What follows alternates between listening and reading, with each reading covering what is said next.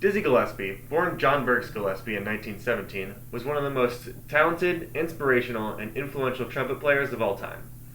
His wildly experimental and fast-tempo style was unlike any other, and the work he did in jazz music was a key driving force behind what eventually became the bebop genre. Inspired by jazz legend Roy Eldridge, Gillespie began teaching himself to play trumpet at a young age, practicing such long hours with unorthodox methods that he eventually damaged his neck muscles in a way that caused his cheeks to protrude as he played. For his efforts and talent, Gillespie earned a scholarship to Laurinburg Institute in North Carolina, where he studied trumpet and piano to perfect his amazing and unique playing. After college, he gradually moved north, playing with small bands in Philadelphia and later moving to New York.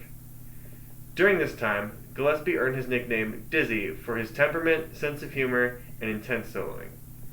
In 1939, he became a member of one of the most lucrative and renowned black bands of all time, the Cab Calloway Orchestra. In his time with the orchestra, he increased his talent and fame, but he also frequently did not see eye to eye with other members of the band, specifically bandleader Cab Calloway.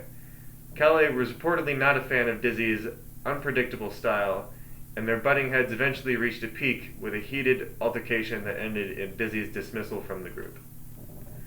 After his dismissal from Calloway's band, Gillespie became a freelance musician, as well as venturing into composing. He was fascinated with Caribbean music and wrote a song entitled A Night in Tuscany, one of his more well-known works.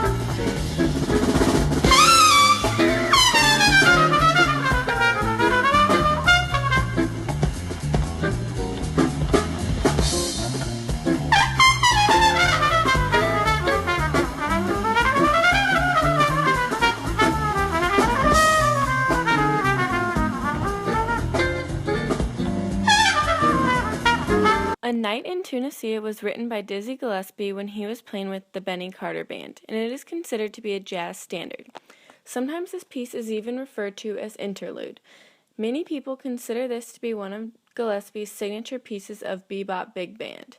It features a short introduction and an interlude that occurs between solo sections. During Gillespie's time period, this piece was very unique because it was one of the first pieces to have a non-walking bass line. To this day, A Night in Tunisia is a very great piece, and it is evident that Dizzy Gillespie put his heart and soul into this piece. His greatest friendship was found in the likes of fellow musician Charlie Parker. Gillespie and Parker quickly became two of the best of friends, working together through many bands, albums, and arrangements. As Gillespie and Parker became closer and improved upon their bebop music, they decided to move their band to California, where they hoped the bebop scene would be alive and roaring.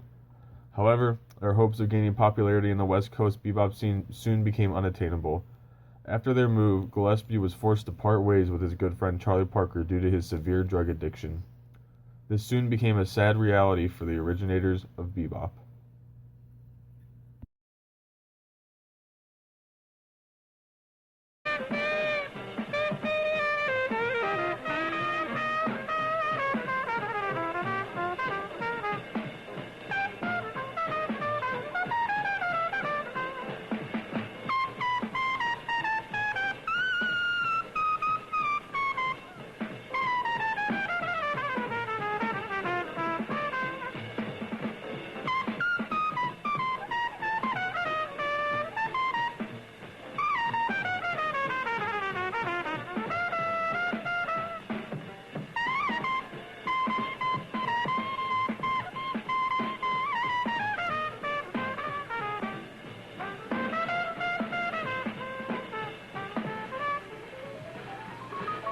Dizzy Gillespie had many changes in his career, and these changes affected his sound.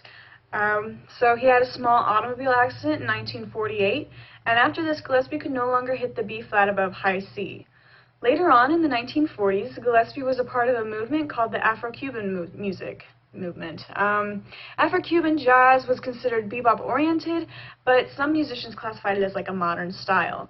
Soon after this, in 1953, while throwing a party for his wife, Gillespie's trumpet got bent upward accidentally.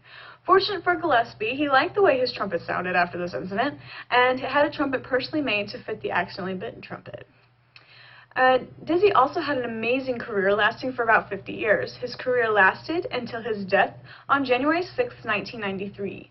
Gillespie was recognized by various organizations and given many awards for his accomplishments and contributions he delivered to the jazz community. One of his most notable awards includes a star on the Hollywood Walk of Fame. Okay, so Dizzy Gillespie was very generous. He tried to spread his skills with other musicians. He tried to just mentor all these people. And as Miles Davis once said, Dizzy was bebop's heads and hands and the one who kept it all together. It's important to understand that Gillespie did not just inspire one person or one kind of person, but he inspired musicians and all generations to come with the bebop music genre. As a jazz musician in the early and mid-1900s, Dizzy Gillespie was subject to the same limitations and treatment that other African-American jazz musicians faced during this time. These limitations include, but are not limited to, lower wages for performing and where he was allowed to perform. Dizzy Gillespie died on January 6, 1993 at the age of 75 from pancreatic cancer. At the time of his death, he was survived by his wife Lorraine, who died in 2004, his wife and grandson. Among the many people that Dizzy Gillespie influenced was his daughter, jazz singer Janine Bryson. When Gillespie died, he was given 2 funerals, one public and one private funeral for close friends and family.